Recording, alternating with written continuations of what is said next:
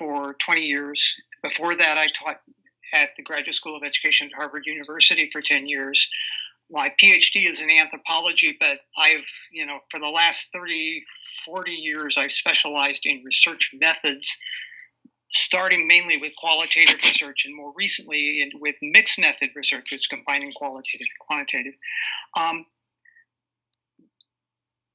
Since a lot of what you're asking about field observations, I just want to say that the most important thing about doing field observations is you're going into somebody else's space, their setting, and you need to understand how they might feel about that, what you need to do to make them comfortable with your presence there, to make it clear what it is that you want to learn from visiting them and watching and taking notes on what they do and how they can be most helpful to you in doing that, and address any concerns they have about your presence there and what you will do with the information that you get. So that's just sort of a basic introduction to something that applies to all field observations, short of ones in which you're totally unobtrusive. You're looking at through a one-way mirror and they're not aware of your presence, which is a different situation entirely. Okay. Okay, the first question you had was, how can observers avoid the effect of their presence on users' behavior, i.e. observe the user's natural behavior? The basic answer is you can't avoid the effect of your presence. Your presence will inevitably influence what goes on. What you want to do is to minimize the negative, from your point of view, effects of that presence. That is, to avoid having them doing things differently from what it is that you need to understand, either because they're afraid of that you'll find something disreputable or negative about what they're doing, and to make it clear to them what it is you want to know, and why. So to do that, I hope that all of these people have some idea about the people that they would be observing, and you have to try to anticipate as best you can how the participants might respond to this, and make it clear what they would like you to do to avoid problems. And there's no formula, there's no cookbook for doing this. You just have to be very sensitive to their possible reactions to your presence, and to make it clear to them that you want to help them be able to do a better job or to improve the product that they're using. Okay. The next question you asked was, how long do observational field visits last? It depends. And that's going to be my answer to a lot of the questions. It depends. I'm known for that. When I retired from George Mason, people made up a button that said, it depends for me. So you normally know no more than an hour. So but it depends very much on how intensive that observation is going to be, what the activity is that you're observing. I mean, some of the activities are not going to last more than an hour. And if you are going more than an hour, that's, it needs to be clear to the participants how long you hope to observe.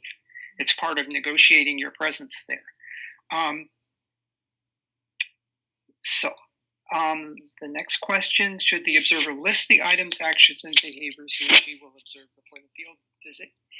Yes, as a tentative checklist of the things that you want to make sure that you don't forget to notice when you're there. But that's always subject to change. You may see things or hear things that you hadn't anticipated that you then have to respond to.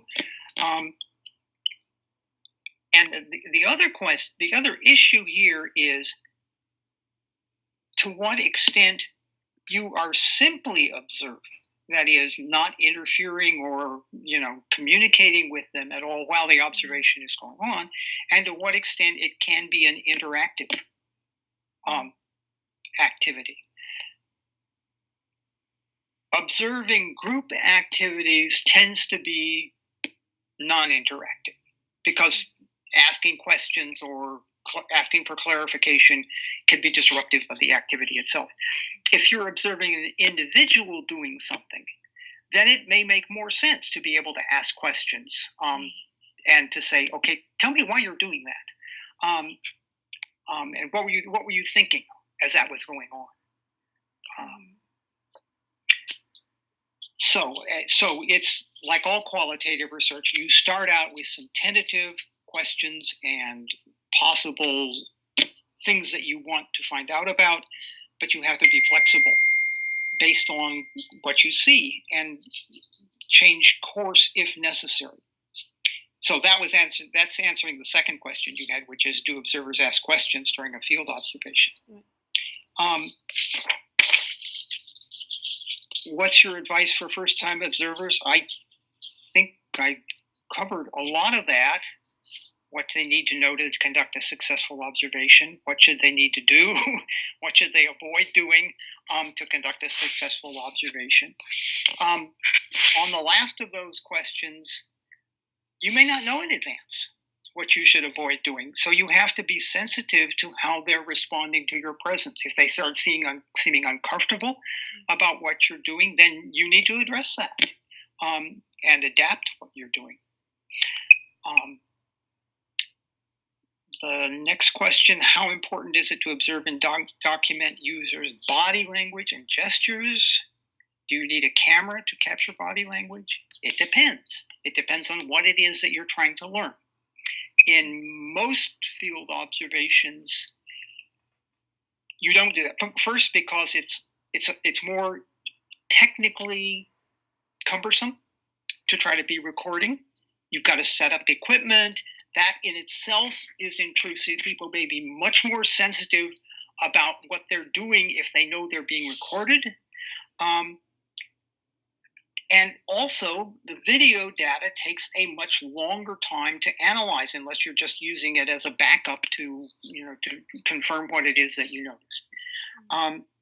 So in general, no, I wouldn't record unless there's a very good reason to do it.